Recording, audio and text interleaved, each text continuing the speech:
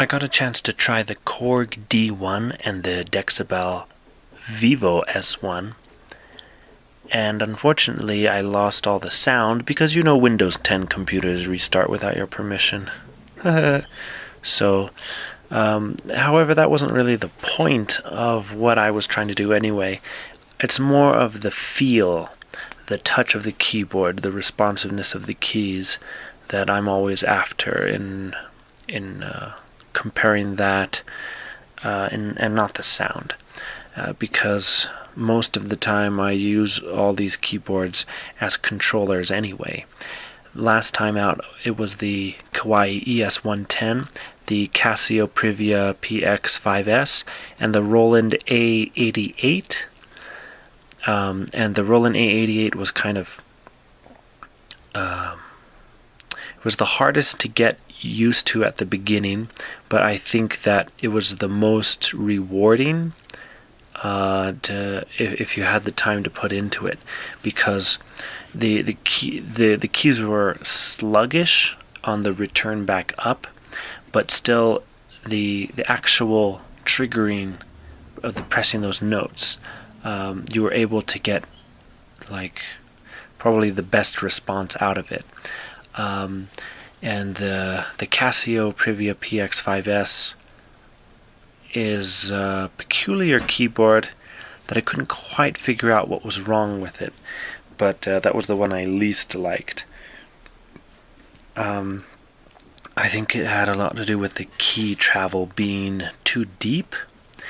I'm used to a Korg piano action. I grew up playing a Korg Concert 303.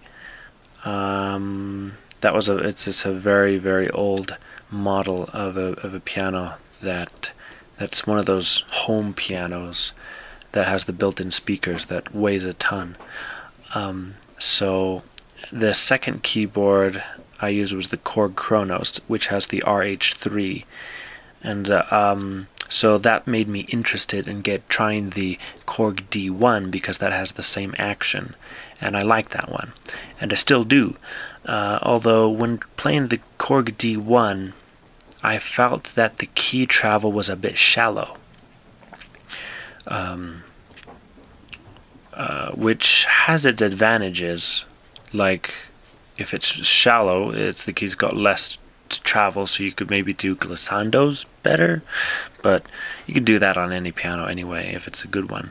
But the Kawai ES110 is still my favorite. It's still the one I kept, and it was slightly lighter touch. It makes you use less effort, less energy to push down the keys. So the Kawai is lighter. I know some people like things a bit heavier. The Korg D1 with that RH3 key bed, it's so uniform, it's so sturdy, so like expensive feeling. Like it's like a perfect keyboard. It's got no weird gaps in between the keys. It's all evenly spaced out. It's totally factory. And that's quite different from the Kawai ES110, where the keys are a little bit uneven in the spacing between them, and the keys themselves feel thinner and more cheap.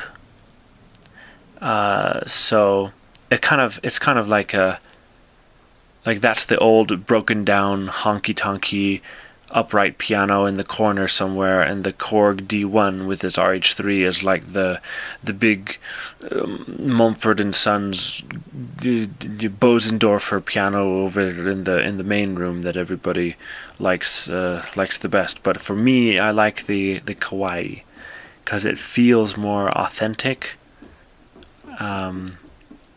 Even though I very, very rarely ever played or ever got the chance to play a real piano, but I just like the Kawai action better. Probably because I've spent the most time with it, because I've been sallying and swapping out the other keyboards, and the Kawai ES110 has stayed with me the whole time. So maybe over time I've gradually gotten used to a lighter touch, but I just like the perfect key travel as well. I start at the top of the key, press it all the way down, and it's the perfect distance. The Dexibell S1 is interesting. It's got the lowest key as A, so that makes the lowest black key B flat, which is my favorite because I play in B flat a lot and I pound the lowest black key, and that's the B flat. So with shortened keyboards with less keys than 88, it's really cool to have the lowest key be A. The only other keyboard I've seen like that is the Roland RD64, which I have bought and I have tried and then sold.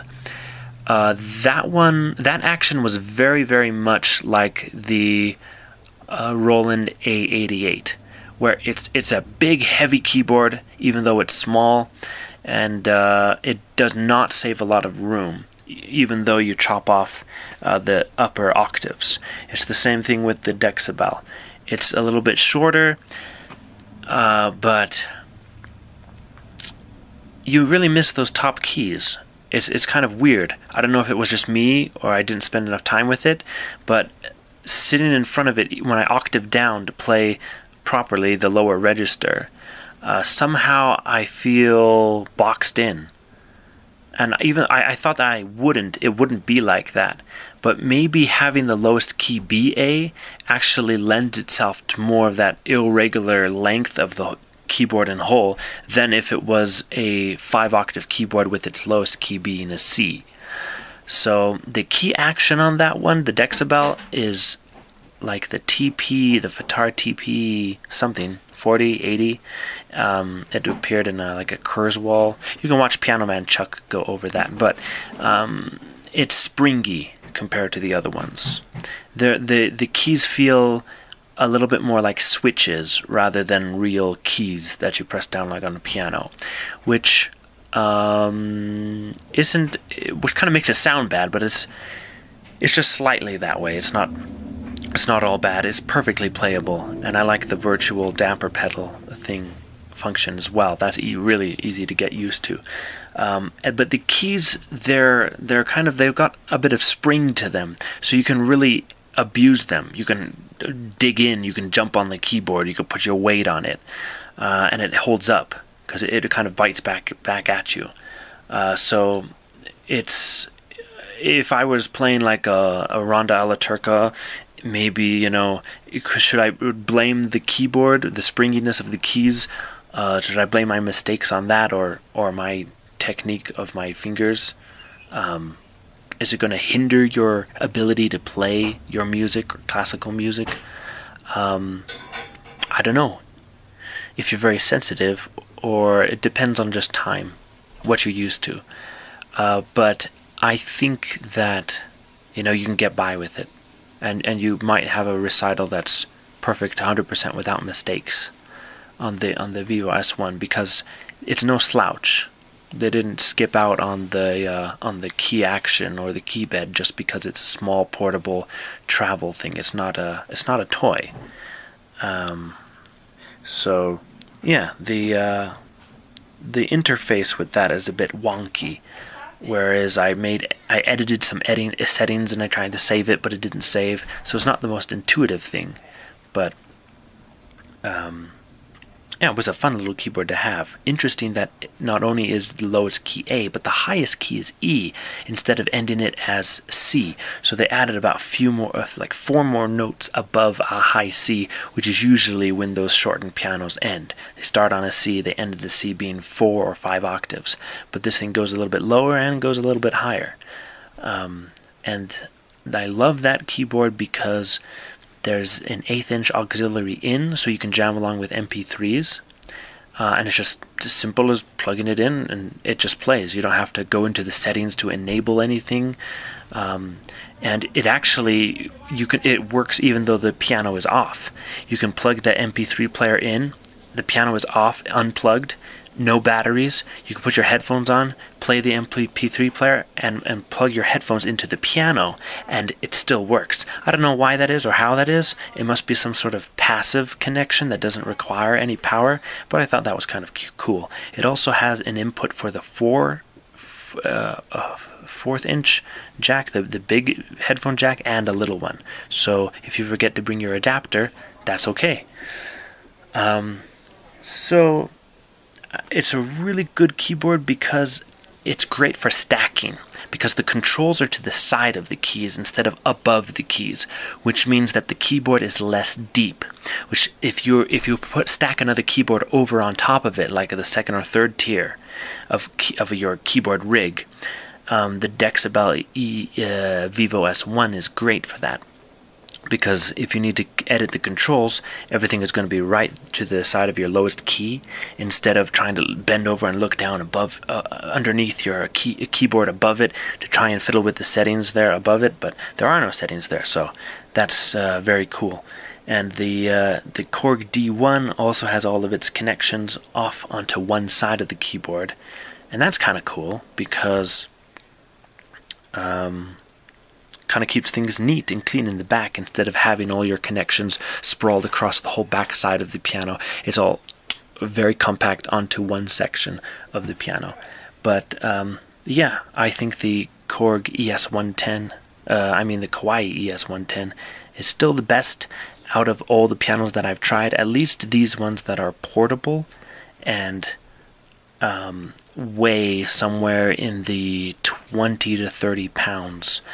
And are priced like beneath $1,000. I think actually the most expensive one is the Dexibell S1, even though it's the smallest, because it has Dexibell's Aquaviva, their whole operating system, where you can import your own sound font 2 files and all that. But anyways, I thought it would be cool to maybe use the S1 from Dexibell in my keyboard rig and save a little space.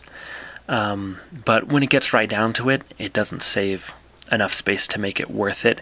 If you like the key action on a different piano more, stick with the 88 key keyboard that you like the best, because you're not going to save any worthwhile room with the Dexibell, because it loses the distance and length, because it has those controls to the side, which makes it longer, despite being more stackable. And the Korg D1, if I liked the keyboard action better, I would have maybe used that instead of the Kawai. But the Kawai is lighter. It weighs less pounds than the Korg D1 anyway. Plus, the Kawai has built-in speakers, which doesn't always matter to musicians, because they hook everything up to their PA system anyway. The big speakers, they're loud PA systems, loudspeakers anyway.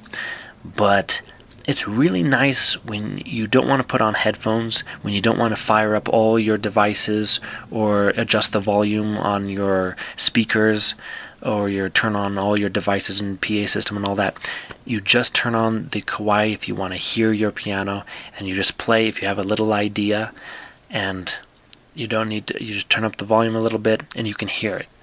So it's, even though it's not necessary, but it's always nice to have speakers built inside your piano, because it's an instrument by itself, and because it's so light, you can throw it in a bag, whether that be a Casio bag or a Kawai bag, and take it anywhere without having to lug along a speaker as well. If you want to like go next door or play something for your friend, or if you have an idea you want to quick show someone, you don't need to throw on a second pair of headphones. There is 2 headphone jacks, which is awesome. But if you were to throw your Korg D1 in a bag, it weighs a little more, and you have to also bring along your own speakers. So yeah, all in all, I think it's $729. So it's kind of somewhere in between the $500 to the $900 range. The Kawai ES110 is still king out of all the ones I've tried. And I know that there's like better Kawai pianos, like the ES8, that has their better sound engine and maybe their better key piano action. But those ones are a bit too heavy for my purposes, because I now work out of a Jasper stand, a big keyboard rack that has 6 tiers. And so because I stack so many keyboards on there, the weight begins to add up. And I don't want to have one keyboard in there that weighs a ton, that like crashes down beneath on the tier below it and then forces everything down and then crumbles. Even though, of course, that could never happen, but I'm constantly pulling keyboards off of the rack and putting them on and rearranging them. So even though I don't gig or go anywhere, having really lightweight keyboards, no matter what kind of keyboards they are, especially with the bigger ones, if you can get, like, you can have a heavy small one because that's easier to carry, like a 3-octave synthesizer, it could be as heavy as can be, you can still carry it because it's small.